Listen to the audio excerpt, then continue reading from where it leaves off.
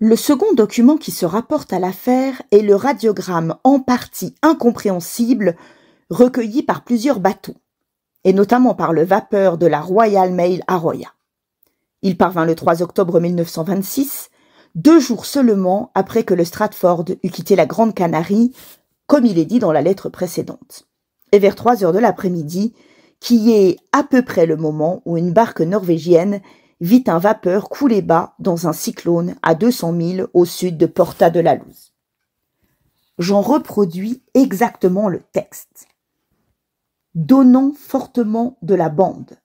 Stop. Craignons situation désespérée. Stop. Déjà perdu Maraco, Hedley, Scanlan. Stop. Événement inexplicable. Mouchoir, Hedley, boue, sonde, grande profondeur. Stop. Dieu nous aide. Steamer Stratford. Ce message incohérent fut le dernier signe de vie que donna le malheureux navire. On pensa que l'opérateur n'avait plus tout son bon sens au moment de la transmission, mais la perte du Stratford n'en parut pas moins acquise. Et quant aux circonstances de cette perte, nous en sommes éclaircis, autant qu'on peut voir là un éclaircissement par le contenu du ballon de verre. Les journaux n'ayant que très brièvement signalé sa trouvaille, sans doute me saura-t-on gré de quelques détails complémentaires. Je les emprunte, mot pour mot, au journal de bord de l'Arabella Knowles, capitaine Amos Green, allant de Cardiff à Buenos Aires avec un chargement de charbon. Mercredi 5 janvier 1927, 24 degrés 14 secondes de latitude, 28 degrés de longitude ouest. Ciel bleu avec traînée basse de Cyrus. Mer unie comme une glace. Au moment des 2 coups annonçant le milieu du quart, le premier officier rapporte qu'il a vu bondir et retomber sur la mer un objet brillant. Il l'a pris d'abord pour quelque étrange poisson.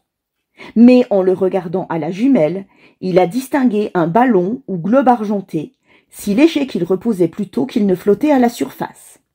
Appelé, je constate, à 1/4 de mille par tribord, la présence du dit ballon, gros comme un football, et qui jette de vifs reflets. Je stoppe, un canot est mis à la mer sous les ordres du second maître, qui cueille l'objet et le porte à bord. C'est effectivement un ballon, fait d'une espèce de verre très solide, et plein d'une substance assez légère pour que, lancé dans l'air, il s'y tienne un moment suspendu comme une baudruche gonflée.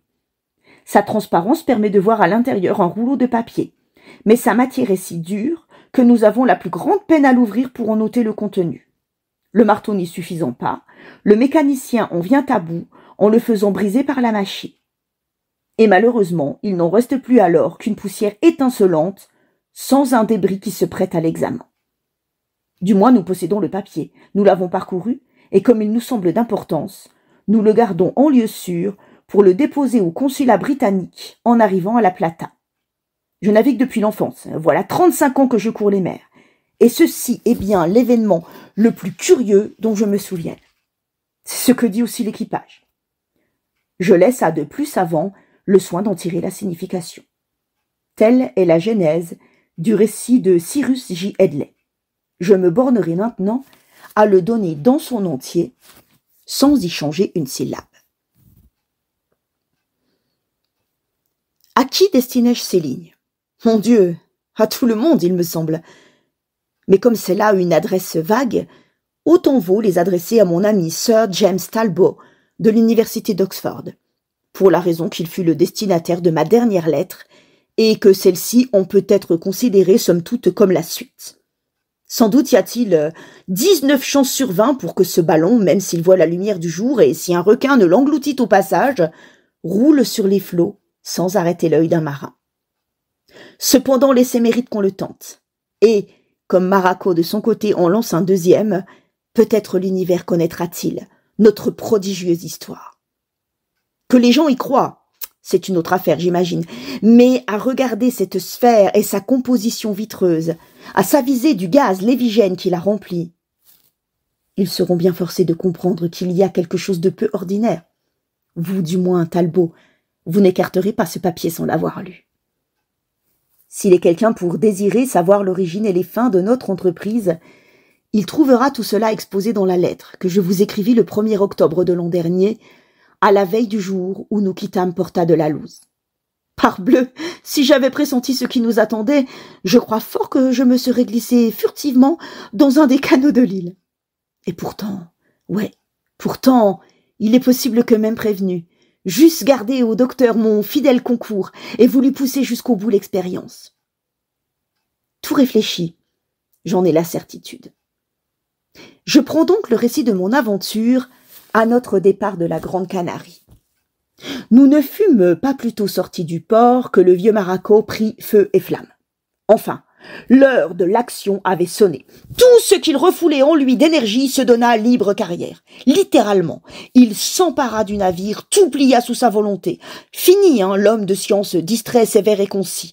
Il ne fut plus qu'une machine électrique humaine, crépitante de vitalité et toute secouée par une force intérieure. Ses yeux derrière ses lunettes brillaient comme des lanternes.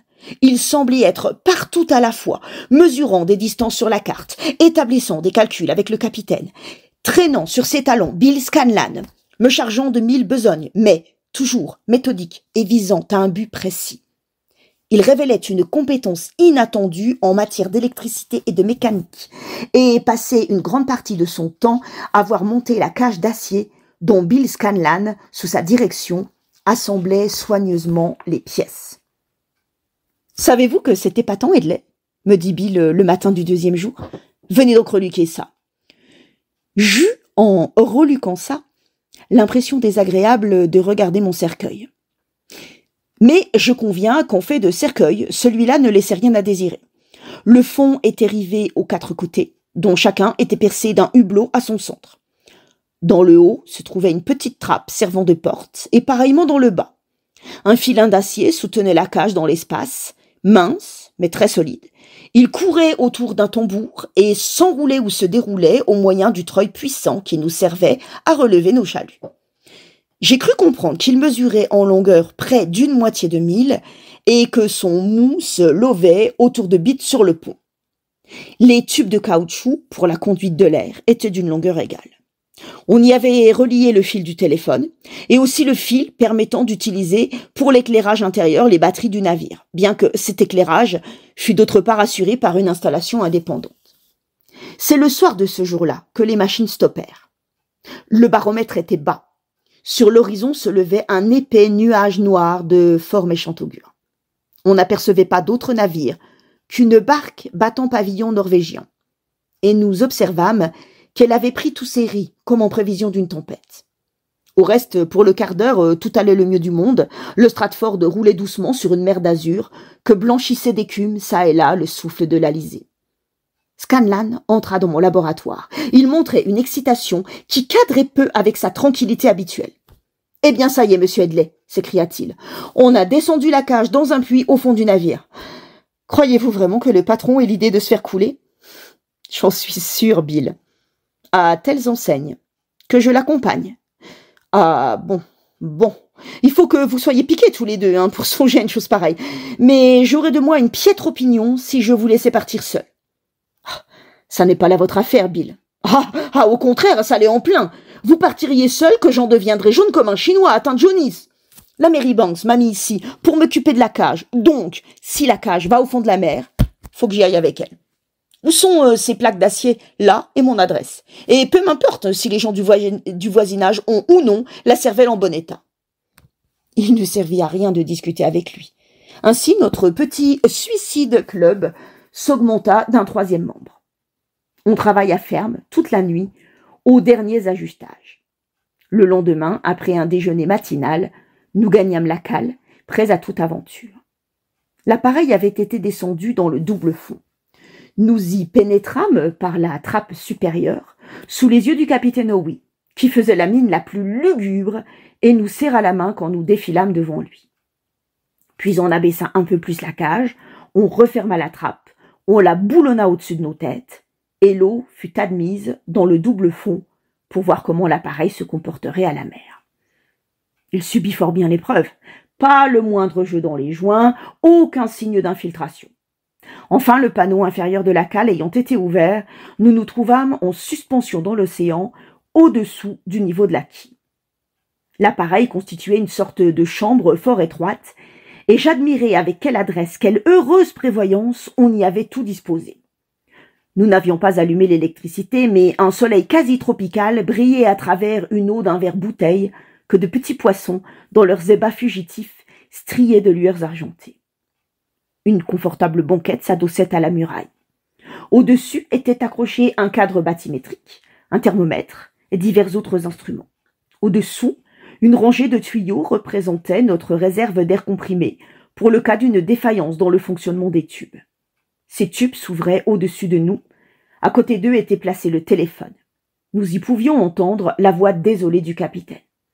« Vous êtes bien décidé ?» nous demandait-il. « Tout à fait décidé !» répondit le docteur sur un ton d'impatience. « Descendez-nous petit à petit et qu'il y ait constamment quelqu'un au téléphone pour que je puisse vous rendre compte de la façon dont tout se passe. Quand nous toucherons au fond, restez où vous êtes. Attendez que je vous donne des instructions. Je ne voudrais pas imposer au filin un effort excessif, mais il supportera très bien un déplacement de 2 nœuds à l'heure. Et maintenant, larguez !» Il jeta ces derniers mots d'une voix de fou. Il arrivait à la minute supérieure de sa vie, à celle où allait s'accomplir son rêve. Un instant, je me sentis ébranlé par l'idée que nous étions à la merci d'un maniaque retors et logique. Bill partagea mon sentiment, car il me regarda avec un rictus sinistre en se tapant le front de l'index. Mais le docteur, sitôt cet éclat passé, retrouva son sang-froid, sa réserve ordinaire.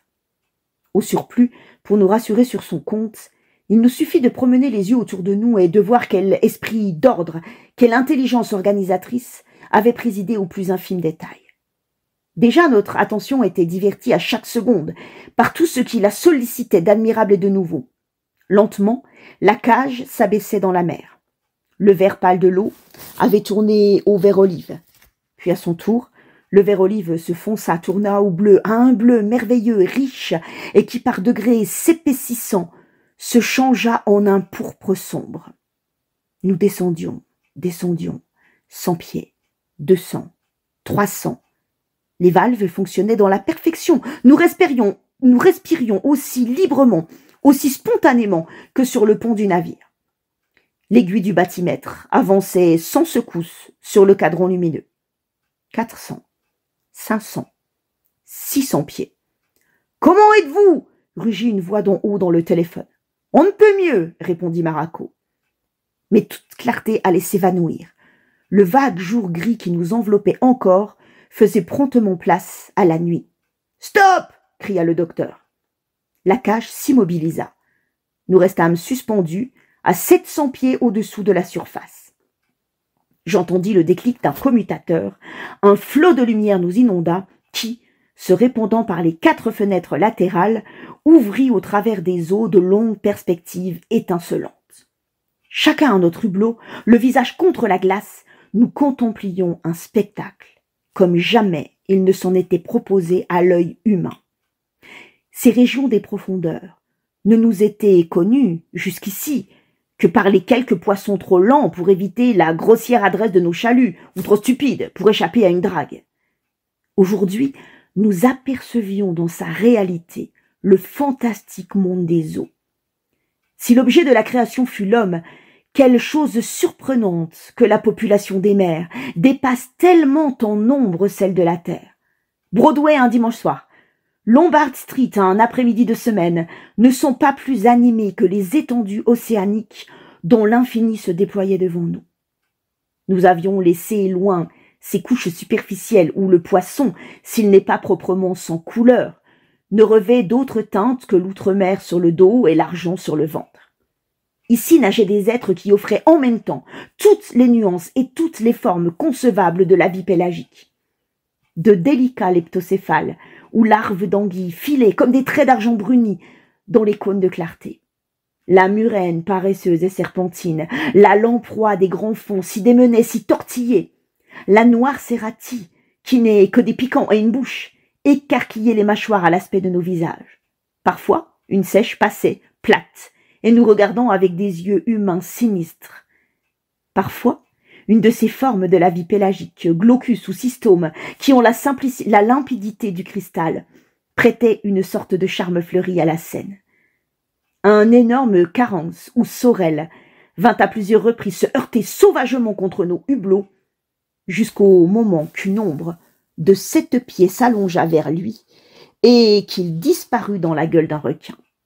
Marako semblait en extase et griffonnait des notes qu'il entrecouppait d'un incessant commentaire. « Eh oui, entendions-nous, eh oui, une Chimoera mirabilis, comme celle qu'a prise le Michel Sars. Ah, bon Dieu, voici un lépidion, mais d'une espèce ignorée, autant que j'en juge. Observez ce macrourous, monsieur Hedley. Sa coloration n'est plus du tout la même que quand nous le ramenons dans nos filets. » Une fois seulement, il resta court en voyant, dans le cadre de son hublot, se précipiter à toute vitesse un long objet ovale qui traînait derrière lui, aussi loin que s'abaissait ou s'élevait le regard, une queue vibratile. J'avoue que je ne fus pas moins saisi. Une boutade de Bill Scanlan nous donna le mot du mystère. Ce Pierrot-là, je présume, sera venu jeter la sonde sous notre nez, histoire peut-être de nous faire une farce, pour nous empêcher de nous sentir seuls. Mais sûrement, ricana le docteur. Plumbus longicaudatus. Un genre ignoré, monsieur Hedley. En fil de sonde et plomb au museau. Le fait est que, pour se maintenir au-dessus d'un banc circonscrit en étendue comme celui-ci, des sondages sont indispensables. Et revenant au téléphone. « Tout va bien, capitaine, vous pouvez reprendre la descente. » Et nous redescendîmes. Marako éteignit l'électricité. De nouveau, tout ne fut plus que ténèbres, sauf le cadran du bathymètre enregistrant à coups réguliers notre chute. Une légère oscillation animait la cage. À peine avions-nous conscience d'un mouvement. Seuls les progrès de l'aiguille sur le cadran nous disaient notre position inconcevable, terrible. Déjà, nous avions atteint une profondeur de 1000 pieds. L'atmosphère devenait lourde. Scanlan graissa la valve d'échappement des tubes à air et nous respirâmes plus à l'aise. À 1500 pieds, nous stoppâmes de rechef, balancés au beau milieu des eaux, toutes lumières rallumées. Une ombre massive passa devant nous. Espadon, requin des profondeurs ou monstre inconnu? C'est ce que nous n'eûmes pas le temps de déterminer. Instantanément, le docteur refit la nuit. Voilà, dit-il, notre danger le plus grand. Aux profondeurs où nous sommes, il y a des animaux dont ces plaques ne supporteraient pas plus l'attaque qu'elles ne résisteraient à la charge d'un rhinocéros. Des baleines, peut-être, dit Scanlan. Les baleines plongent quelquefois très bas. On cite le cas d'une baleine du Groenland descendue perpendiculairement à plus d'1 000. Cependant, aucune ne fait de pareils plongeons sans être blessée ou très effrayée. En l'espèce, il pouvait aussi bien s'agir d'un calmar gigantesque. On en trouve à tous les niveaux. Le calmar est bien trop flasque, je présume, pour nous abîmer sérieusement. Mince de rigolade, si un calmar entrait dans l'assiette nickelée de la Mary Banks. Il est vrai, repartit le docteur, que le calmar a le corps flasque. N'empêche qu'un individu de la grande espèce cisaillerait du bec une barre de fer, et crèverait aussi aisément que du parchemin les glaces de ses hublots, cependant épaisses d'1 pouce. Nous reprenions notre descente. Enfin, très doucement, nous nous posâmes. Telle fut la légèreté de notre contact avec le sol que nous en aurions eu à peine connaissance si l'électricité, en se rallumant, ne nous avait montré les ronds formés autour de la cage par le filin. Son relâchement le rendait dangereux pour nos tubes à air. Il menaçait d'en gêner le fonctionnement et Marako s'empressa d'ordonner qu'on le retendît. Le cadran marquait 1800 pieds. Nous reposions sur une crête volcanique au fond de l'océan.